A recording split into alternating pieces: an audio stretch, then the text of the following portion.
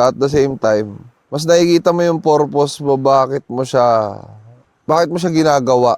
So masasabi mong yan na yan? Ito na Yan na to. yung gusto mong gawin for the rest Sa of your tingin ko life? dito ako magaling.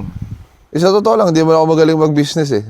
Pero meron akong opportunity ngayon na nasa harap ko na something na tingin ko, nag-excel ako. Kaya parang lalo mong tutukan yun. Paano ka mag-invest ka doon, paano ka pa lalawig yung alam mo doon. Career path, life path, na gano'n na siya, nag-intersect na siya. Tapos naging gano'n na siya. Nag-merge na yung daan niya.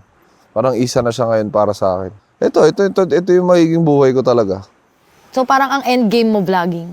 Oo, lagi kong sinasabi, pag naging bilyonaryo ako, titigil na ako eh.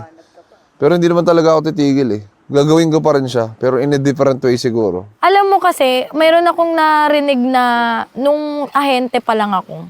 Sa'yo ko ata narinig yun?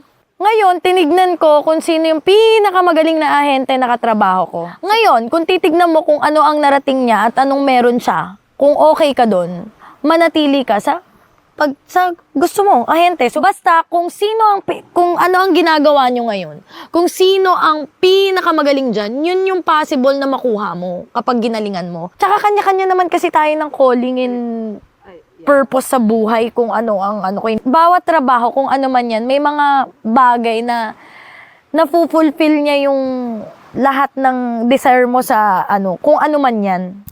Kayo, anong mano nyo? Ikaw, Sai. Ikaw, Say, ang dami mong wisdom, Sa akin, sobrang... Nagkaroon na ako ng 2 trabaho eh. Hindi ko siya totally ginagawa kasi nga gusto ko yung trabaho. Parang ang nangyari doon, ginagawa ko siya para lang sa sahod, parang gano'n. Para mabuhay lang. Para sa pang-araw-araw. Pero habang tumatagal, parang nare-realize ko na hindi ako para doon. Eto kasama kayo doon. Na isang beses, si Bossing, napanood ko yung vlog, 2016.